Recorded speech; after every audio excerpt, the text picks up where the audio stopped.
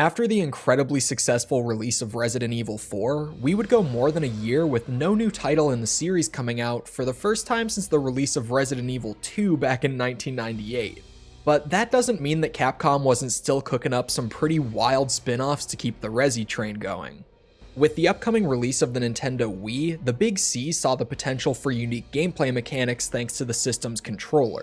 The Wii Remote featured a motion sensor as well as a pointer that was paired with the console's IR sensor that allowed players to freely move a cursor around the screen by pointing at their TV, and still had plenty of buttons on it to allow for more traditional control schemes as well. The main Resident Evil team was all hands on deck with Resident Evil 5 though, so Capcom went back to our old friends at Cavia to ask for some help with developing this new title. Cavia is of course most well known in the industry for developing the Drakengard and Nier games, but they're not necessarily strangers to our little series here either, as we've already covered another Resi spin-off called Resident Evil Dead Aim, which was primarily developed by Cavia. Capcom would eventually reveal this new joint project at the Nintendo World event in November of 2006, showing everyone that this new title would be an on-rails light gun shooter set within the Resident Evil universe called Resident Evil: The Umbrella Chronicles. This seemed like a pretty fun way to make a game that took advantage of the Wiimote's pointer controls, but to say that I was a little skeptical going into this one would be an understatement. While they definitely had a good idea here, I wasn't exactly the biggest fan of Cavia's last Resident Evil venture, so seeing another title from them that seemingly iterates upon the design of the Survivor games was a bit worrying for me personally. Regardless though, I've spent the last week sinking a ton of time into the Umbrella Chronicles, and I've certainly come away from that experience with a lot of thoughts on this interesting little spin-off. So would a Resident Evil game designed around the Wii's pointer and motion controls turn out to be a fun time, or would it rely too much on cheap gimmicks and end up being a pretty lackluster entry? Well, let's talk about it. But before getting too far into the video, I should mention that this is the 14th in a series of videos where I'm playing and reviewing every game in the Resident Evil franchise in release order. You don't have to have seen the other videos in the series in order to enjoy this one, but you'll definitely have some better context and probably get more enjoyment out of this video if you have seen them. Plus, if you're not overly familiar with any of the more obscure entries, it might be nice to go and learn more about them so that you get the complete story here. So for those of you that are interested, I'll link the full series playlist in the description below. But with all that out of the way, Resident Evil: The Umbrella Chronicles is an on-rails light gun shooter developed by Capcom and Cavia that was published for the Nintendo Wii in 2007. The game's story recaps almost all of the Resident Evil story up until RE4, as well as adding in some new original material that we never saw to further flesh out the existing story. To accomplish this, they've split the game into 4 main scenarios. The first of these sees us playing as Rebecca Chambers and Billy Cohen during the events of RE0, going all the way from their initial meeting on the train to defeating the Queen Leech at the end of the game. The second scenario has us playing as Chris Redfield and Jill Valentine during the events of RE1's mansion incident, once again going all the way from their initial arrival at the Spencer Mansion through to their battle against the Tyrant at the very end. Then the third has us playing as Jill and Carlos Oliveira during the Raccoon City outbreak, which you'd think would be a recap of RE3's events based on the pattern here, but this one is a little different in that sense. See, this scenario doesn't really recap RE3 much at all. Keen-eyed fans of the Outbreak titles might notice that the environments in this scenario are actually pulled straight from the various scenarios of Outbreak Files 1 and 2, since they already had the streets of Raccoon City fully rendered in 3D there, so they just used those maps instead of making new ones. Because of this, basically none of the actual RE3 story actually happens here, and it's more just Jill and Carlos blasting through the streets of Raccoon City with a nemesis boss fight at the very end just to cap things off. The fourth scenario on offer here is an entirely new one though, where we see Chris and Jill raiding an Umbrella facility in Russia in 2003. This scenario ends up giving us an actual in-game look at how Umbrella was ultimately brought down, which is really nice to see after it was just casually hand-waved away in the intro cutscene of RE4. Each of these scenarios are split into 3 smaller levels, with each of these levels being roughly 10 to 20 minutes long apiece. And in every single one of these levels, you get some surprisingly fun on-rail shooting action. The game is intended to be played using the Wii Zapper, which, if you're not familiar, was a gun-shaped peripheral for the Wii Remote that allowed you to slot both the remote and the nunchuck into it to get something that vaguely mimics the feeling of holding a shotgun or a small rifle. This likely makes for an experience that feels somewhat similar to playing the old Survivor games with the gun con, but I unfortunately don't own one and only even found out that the game was meant to be played with it when I first booted it up to record, so I can't exactly speak from experience on that one. Thankfully though, the game is plenty fun even just with the Wiimote and the nunchuck on their own. Aiming and shooting is of course done with the Wiimote's pointer controls as well as the trigger on the back of it, but there's a surprising amount of depth to the combat beyond just the shooting. Every enemy in the game has a weak point that can be targeted for critical hits, which for most enemies just means getting massively increased damage from that bullet. But for zombies, it actually means popping their heads for an instant kill. These weak spots can be surprisingly small and hard to hit too, like the zombies' crit spots not just being their heads, but instead being a very precise point in the center of their forehead. This means that landing those precise shots is actually pretty difficult here, and ensures that you won't just be able to breeze through the levels once you figure out where every enemy's weak point is. And every weapon of course has a certain amount of rounds that it can hold in the magazine, with the amount remaining being displayed with this little circle around your crosshair. To reload here, you can either just wait until the game automatically reloads when your magazine is empty, or you can shake the Wii Remote quickly at any time to reload it.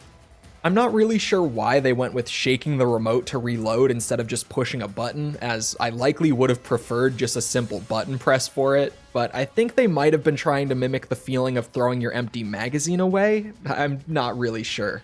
It is a little weird at first, but you'll eventually get into the rhythm of just shaking the controller for a quick reload, so while it's not the smoothest part of the control scheme, it's not really terrible either.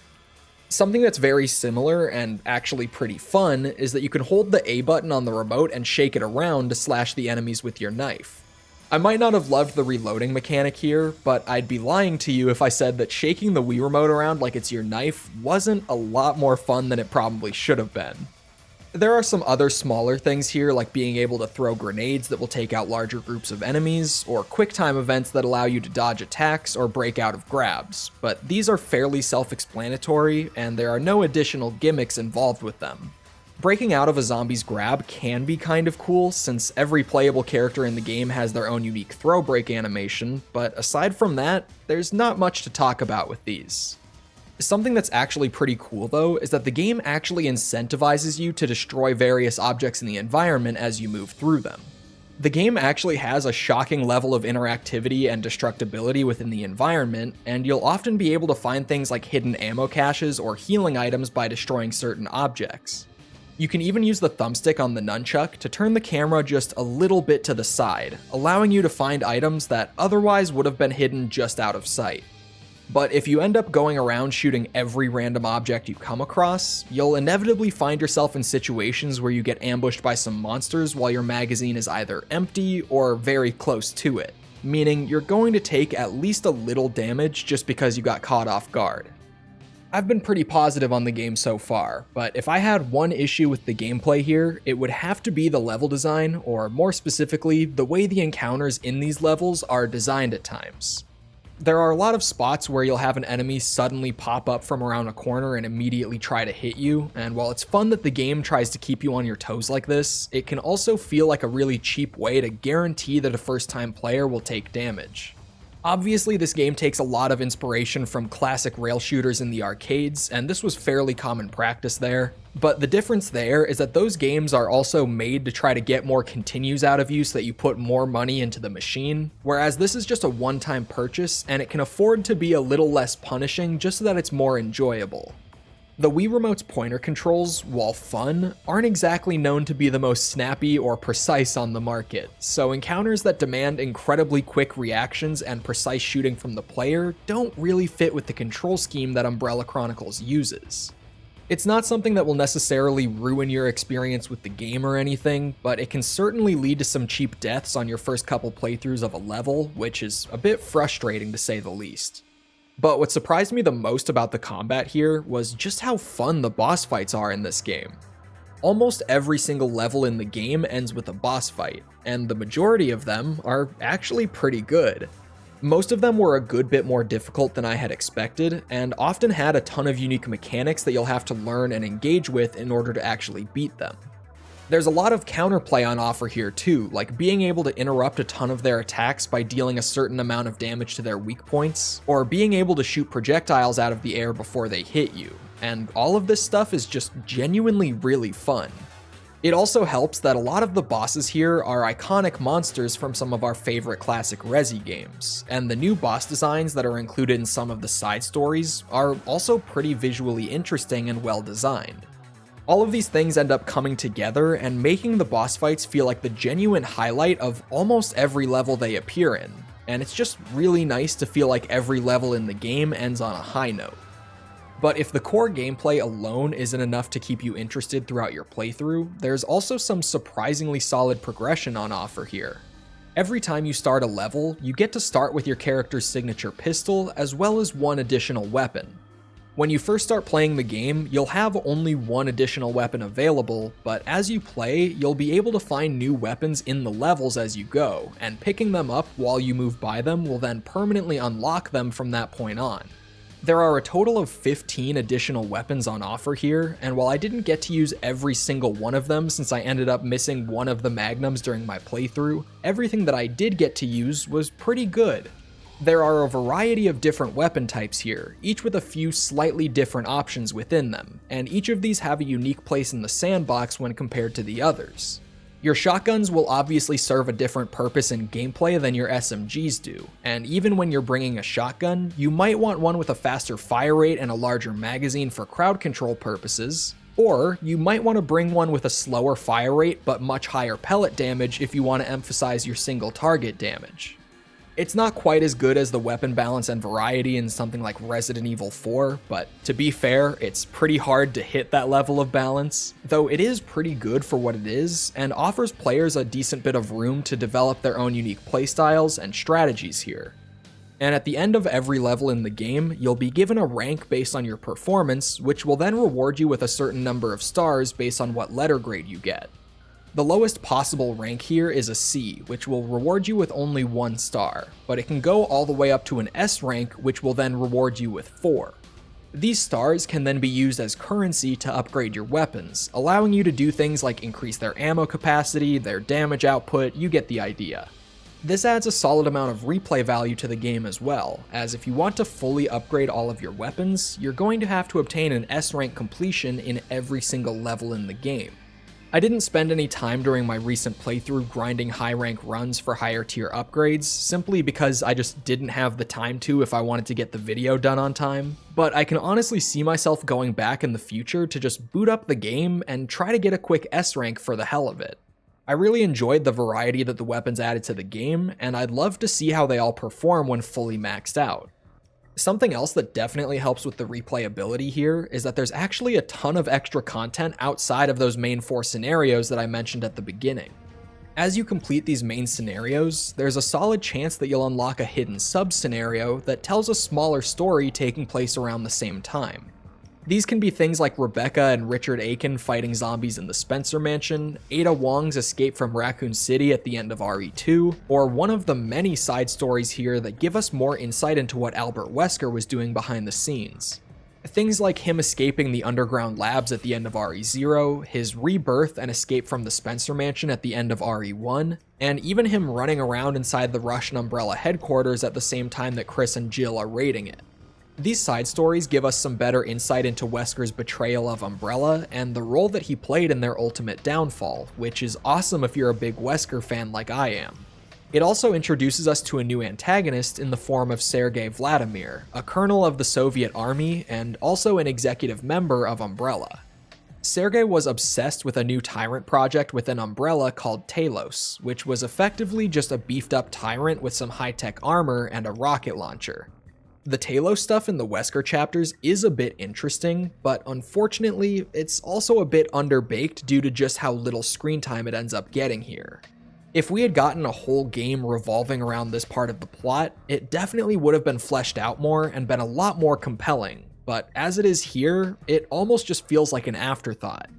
And if you manage to complete every single main scenario as well as every single sub-scenario in the game, you'll unlock a secret completion bonus in the form of the fourth survivor, the return of the iconic bonus scenario featuring Hunk from Resident Evil 2. These sub-scenarios add even more variety to the game, and give players even more reason to aim for higher ranks in the main scenarios in order to unlock them, since they'll often require you to do things like complete a certain level with an A rank to open it up. And as one final note, it was really fun seeing a lot of the iconic locations from the classic pre-rendered games not only in 3D, but also from a first-person perspective. But not all of them made the transition to 3D quite so gracefully. Pretty much everything from RE0 looks awesome here, and most of the RE1 remake environments look great as well. But the inside of the Spencer Mansion is really hit or miss for some reason. It's weird too, because some rooms look great and almost exactly how I remember them, but then others just look off in a way that I can't really describe. And while I'm talking visuals a bit, they did make a ton of new zombie models for the latter portions of the game, and most of them look really awesome. Though it can feel a bit weird because when they're put next to the existing zombie models from previous games, you can kind of tell which ones are the new ones just because they look a good bit better. Small oddities aside though, the game does look pretty damn good overall, which only makes revisiting so many of these classic locations even more enjoyable. Overall, I enjoyed the Umbrella Chronicles quite a bit. It was a really fun way to quickly relive some of my favorite entries in the series in the span of a few hours, and all the side content and new story material only made the package feel that much more worthwhile. The shooting was fun, and the replayability was great. And while the level design could be frustrating at times, that frustration would quickly fade since I was just having so much fun with the game otherwise. I do wish there was a little more meat on the bones of the original story content here, especially when it comes to those Wesker chapters, but as a little arcade spinoff that aims to tell the story of the downfall of Umbrella, it's perfectly serviceable. It's definitely not a Resi game that will be for everyone, but it was definitely a Resi game for me, and I'm really glad that I finally got around to playing this one. So at the end of the day, I'm going to give Resident Evil: The Umbrella Chronicles a 7.1. Hey guys, thanks for making it to the end of the video. If you stuck around this long, I'm assuming you found something you enjoyed here, so feel free to throw a like or a sub my way to help out with that whole algorithm thing. And if you're looking to help support the series even further, consider checking out my YouTube memberships or my Patreon and joining the amazing group of people who make series like this one possible. But with all that said, I'm going to let you guys get on with your day, so thank you once again for watching, and I hope to see all of you right back here for the next Resident Evil review.